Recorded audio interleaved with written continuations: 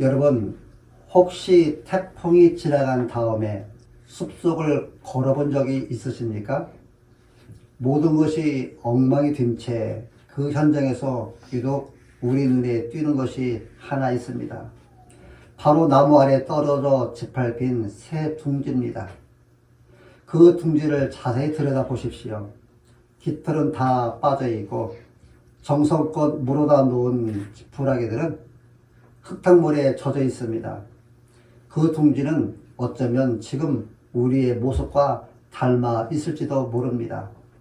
경제적인 결핍이라는 태풍의 장막이 찢겨지고 질병이라는 폭우에 삶의 뿌리가 흔들리고 믿었던 사람이 배신이라는 강풍에 평생 쌓아온 관계의 둥지가 바닥으로 추락해버린 그런 상태를 말입니다. 사랑하는 성도 여러분, 절망에는 공통점이 있습니다. 절망은 우리를 조용하게 만듭니다. 울을 힘도, 말할 힘도, 기도할 힘도 없게 만듭니다. 사람들은 병원 중환자실 앞에서 할 수 있는 게 없습니다 라는 말을 듣는 순간 아무 말이 할 수 없습니다. 사업 실패 후에 집으로 돌아와서 불을 켜지 못한 그 밤도 말이 없어집니다. 기도해도 아무 응답이 없다고 느껴질 때 우리는 말이 없어집니다. 여러분, 오늘 우리는 이사야 54장이라는 거룩한 산맥 앞에 서 있습니다. 이 산맥에 오르기 전에 우리는 바로 앞장인 53장에서 고난받는 종인 예수 그리스도를 만났습니다. 그분이 우리 죄를 위해 찔리시고 상하심으로 이제 54장에서는 그 고난의 열매인 영광스러운 회복이 선포됩니다. 하지만 여러분, 오늘 이 자리에 계신 여러분들의 현실은 어떻습니까? 설교 제목은 절망을 이기는 영원한 약속이지만 정작 여러분의 삶은 절망 그 자체에 침몰당해 있지는 않습니까? 누군가 이번 달 월세와 카드 고지서를 보며 숨이 막히는 경제적 결핍 속에 있을 수도 있고요. 누군가는 청천벽력과 같은 의사의 진단 결과를 듣고 밤잠을 설치는 질병의 공포 속에 있을 수도 있고요. 또 누군가는 가장 믿었던 사람에게 배신당하고 홀로 남겨진 관계의 파탄 속에서 하나님 차라리 저를 데려가십시오라고 울부짖고 있을 수도 있습니다.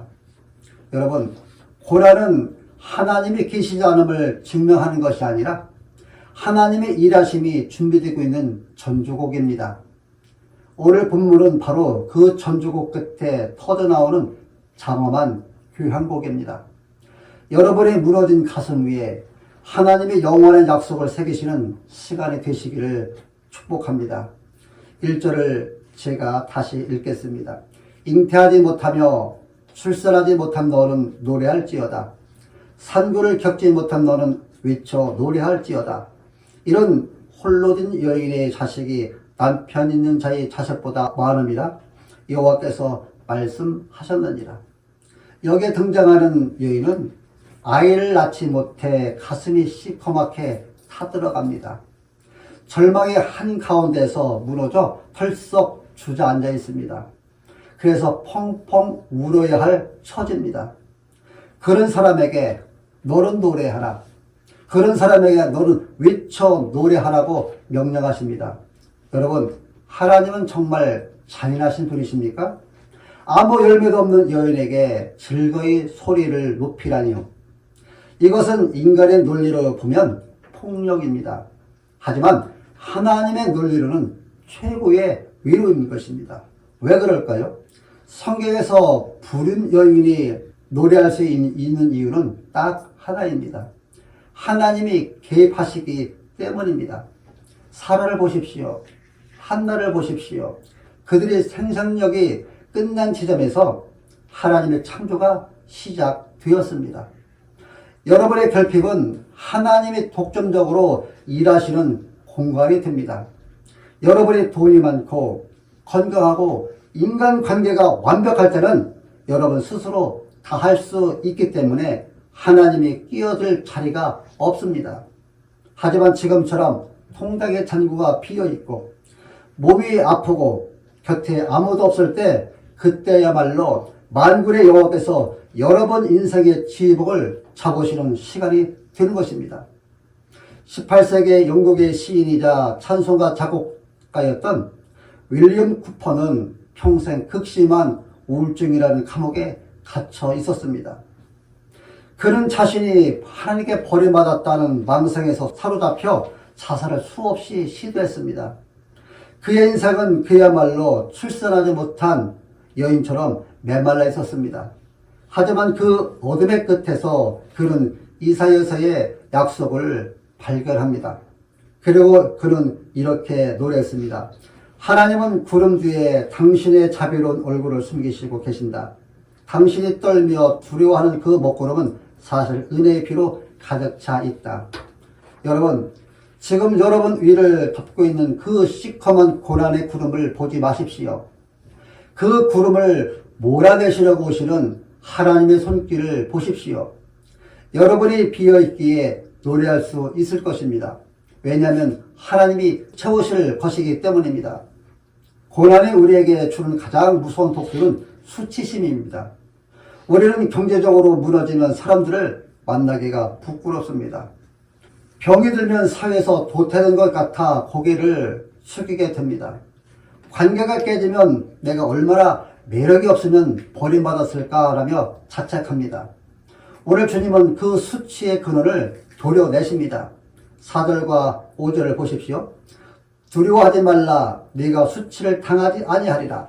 놀라지 말라. 네가 부끄러움을 보지 아니하리라.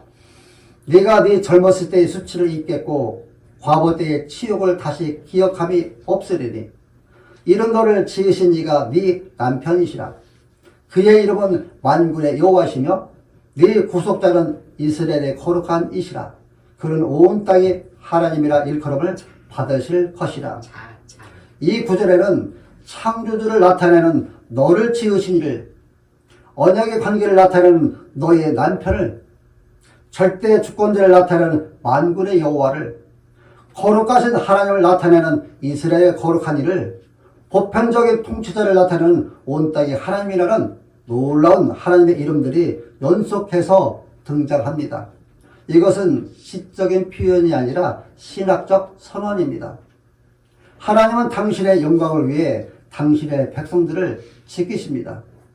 만약 여러분이 수치 속에 영원히 버려진다면 하나님의 명예가 실추됩니다. 그러므로 하나님은 당신의 이름을 걸고 여러분들을 회복시킵니다.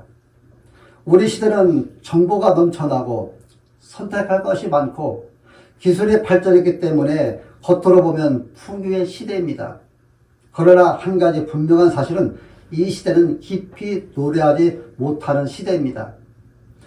웃음은 많지만 기쁨은 얕고 많은 사람들과 연결되어 살아가지만 친밀함은 없고 성공은 강조되지만 실패한 영혼을 안아줄 언어는 사라졌습니다. 이 시대의 또 다른 특징은 결과로 자신의 가치를 증명하라고 끊임없이 요구하고 있는 것입니다. 그래서 열매가 있어야 의미가 있고 성취가 있어야 존중을 받고 생산성이 있어야 존재 가치가 있다고 말합니다. 그래서 우리는 자신도 모르게 나는 지금 충분한 상태인가? 나는 쓸모있는 사람인가? 나는 하나님께도 여전히 가치 있는 존재인가라고 이런 질문 속에 살고 있습니다. 그런데 여러분, 이 질문이 우리 가운데 오래 쌓이면 점점 침묵 속으로 들어가게 됩니다. 그 결과 기도가 줄어들게 되고 찬양이 사라지며 마침내 마음속에서 이런 고백이 생깁니다. 나는 열매 없는 사람이구나. 이처럼 하나님 앞에서 스스로를 끝난 존재로 정의해버리는 이것이 우리 시대의 깊은 절망입니다. 하나님은 열매가 없다고 느끼는 이들에게, 아무것도 증명할 수 없다고 느끼는 이들에게 무엇이라고 말씀하십니까? 침묵하라고 하시나요? 기다리라고 하시나요? 아니면 전혀 예측할 수 없는 명령을 하시나요? 우리의 이 질문에 대한 하나님의 대답이 바로 이사야 54장 1절에 노래하라, 외쳐 노래하라입니다. 그런데 이처럼 거룩하시고 언약에 신실하신 하나님 앞에서 왜 우리는 여전히 노래하지 못하는가? 왜 여전히 두려움에 묶여 있는가? 우리를 가로막는 것은 도대체 무엇인가? 라는 질문을 우리는 자신에게 던져야 합니다. 이사야 54장의 말씀은 노래하라, 장막을 넓히라, 두려워하지 말라고 말씀합니다. 그런데 우리의 현실은 말씀은 알겠는데 노래가 나오지 않습니다. 확장하라고 하시는데 자꾸 움츠러듭니다. 두려워하지 말라고 말씀하시는데 나도 모르게 자꾸 두려움이 먼저 반응합니다. 여러분, 왜 그런 것일까요? 무엇이 우리의 문제인 것일까요? 그것은 순종의 기술이 부족해서가 아니라 마음의 중심이 여전히 현재의 증거로 하나님의 사랑을 재단하기 때문입니다. 그래서 지금 잘 되면 하나님이 나와 함께 하시는 것이고, 지금 막히면 하나님이 나와 멀어지신 것 같다, 이렇게 생각을 합니다. 여러분, 이 논리는 얼핏 보기에는 신앙처럼 보이지만 사실은 은혜를 조건화하고 아주 위험한 사고방식으로 흘러가는 것입니다. 그래서 우리는 이렇게 말합니다. 주님, 조금 나아지면 제가 찬양하겠습니다. 문제가 해결되면 제가 기뻐하겠습니다. 증거가 생기면 그때 제가 주님을 믿겠습니다. 그러나 이사야 54장은 증거 이후의 찬양이 아니라 약속 때문에 먼저 부르는 노래를 잘하고 있습니다. 사실 우리의 문제는 약속을 믿고 싶지만 여전히 눈에 보이는 것을 더 신뢰하는 것과 하나님의 침묵을 하나님의 부재로 오해하고 있는 것입니다. 8절에서 하나님은 이렇게 말씀하십니다. 잠시 분노로 내 얼굴을 네게서 가렸으나, 문제는 여기서 잠시라는 단어입니다. 우리는 이 잠시라는 단어를 견디지 못합니다. 그래서 기도해도 바로 응답이 없으면 하나님이 나를 포기하셨나? 나를 하나님께서 버리셨나? 나는 더 이상 기다릴 수 없다, 이렇게 해석합니다. 믿음이 부족이 아니라 하나님의 성품에 대한 오해인 것입니다. 하나님의 침묵은 부재가 아니라 훈련의 공간일 수 있습니다. 숨김은 거절이 아니라 더 깊은 언약으로 인도하는 과정일 수 있습니다. 그러나 우리는 이 시간을 정지로 해석합니다. 그래서 우리는 노래도 멈추고 기도도 멈추고 하나님에 대한 기도도 멈춥니다. 우리로 하여금 하나님을 믿지 못하게 만드는 가장 큰 우상은 하나님을 부인하는 것이 아닙니다. 그것은 하나님 위에 나 자신을 올려놓는 자기 해석입니다. 이 자기 해석은 하나님의 신실하신 약속이 나에게까지 미칠 수 없다, 적응될 수 없다고 느끼게 하고 단정되게 만들어서 절망을 갖게 하는 핵심이 됩니다.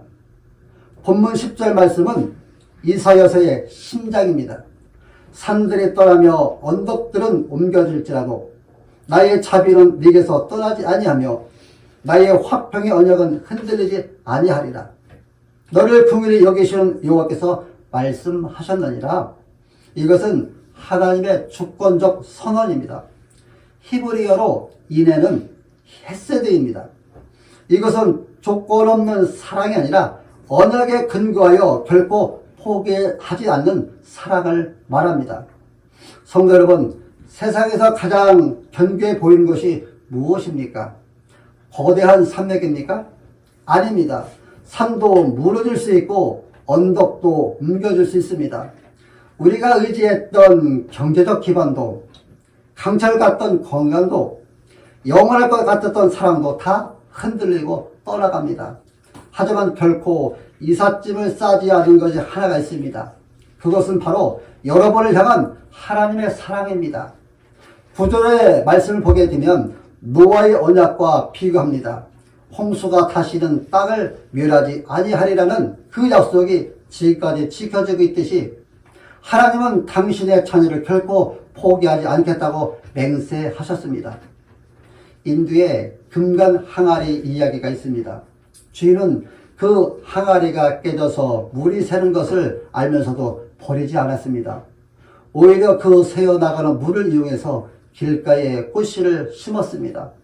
항아리는 스스로 실패작으로 불렀지만 주인은 그 항아리를 통해 꽃길을 만들었습니다. 여러분의 경제적인 결핍, 질병, 깨진 관계, 그것은 여러분 인생에 금이 생긴 것입니다. 사람들은 그 금 사이로 인생이 다 새어나갔다고 비웃을지 모릅니다. 하지만 하나님의 언약 안에 있는 사람에게 그 금은 하나님의 은혜가 흘러나와 세상을 적시는 통로가 됩니다. 여러분의 남편이 누구입니까? 단순히 성격 좋은 남자가 아니라 온 우주의 별들을 이름대로 불러내시는 만군의 하나님이십니다. 여러분의 가치는 여러분의 환경이 아니라 여러분의 남편 되시는 하나님의 영광에 의해 결정됩니다. 세상에는 지켜지지 않는 약속이 굉장히 많습니다. 부모님과의 약속, 사랑과의 약속, 나 자신과의 약속. 그러나 성경은 하나님의 약속은 피로 세워졌고 십자가로 보존되었고 부활로 확정되었다고 말합니다. 그러므로 오늘 절망 속에 있는 우리에게 하나님은 이렇게 말씀하십니다. 산이 옮겨질지라도 나는 너를 놓지 않는다. 언덕이 무너질지라도 나는 너를 버리지 않는다. 당신의 세상이 흔들릴지라도 나는 약속을 취소하지 않는다. 하나님의 언약은 오늘도 여전히 우리를 붙들고 있습니다.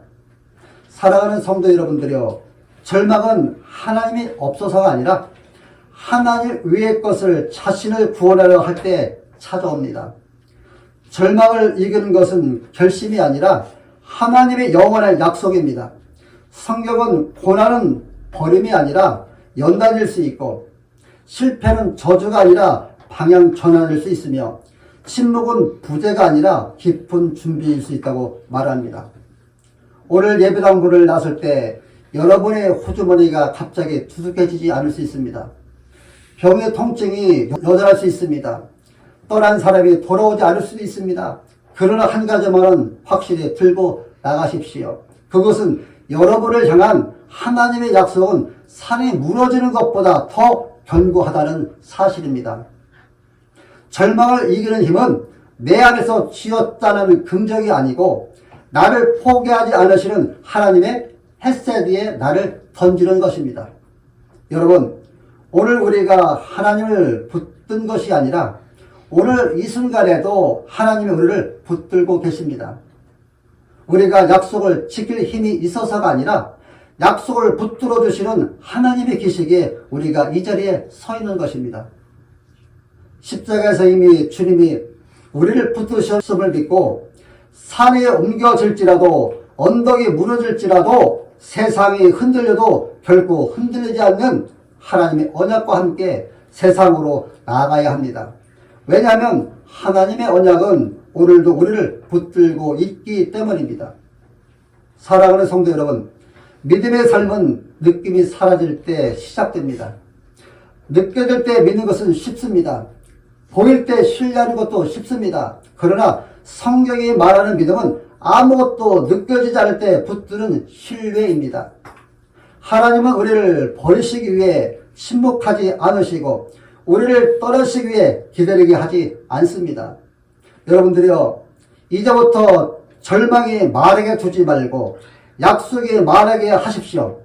상황이 결론을 내리게 두지 말고 십자가가 마지막 말을 하게 하십시오. 절망은 우리를 주저앉게 하지만 약속은 우리를 노래하게 합니다. 그렇기 때문에 지금부터 그 영원의 약속을 붙들고 여러분의 빈 장막에서 노래를 시작하십시오. 하나님께서 반드시 채우실 것입니다. 수치를 입고 남편 되신 주님을 의지하십시오. 흔들리는 세상 속에서 흔들리지 않는 언약의 닻을 내리십시오. 오늘 본문은 텅빈 통장과 병든 육체, 깨진 관계 속에서도 하나님께 만족할 수 없는 그 불가능해 보이는 일에 대해 예스라고 대답합니다. 왜냐하면 우리에게는 절망을 이기는 영원한 약속이 있기 때문입니다. 여러분의 고난 중에도 그분의 약속 안에서 기뻐할 때, 우리가 그분에서 가장 만족해 할 때 하나님은 온 우주 앞에 가장 큰 영광을 받으실 것입니다. 그 영광스러운 승리가 오늘 여러분의 것이 되기를 예수님의 이름으로 축원합니다.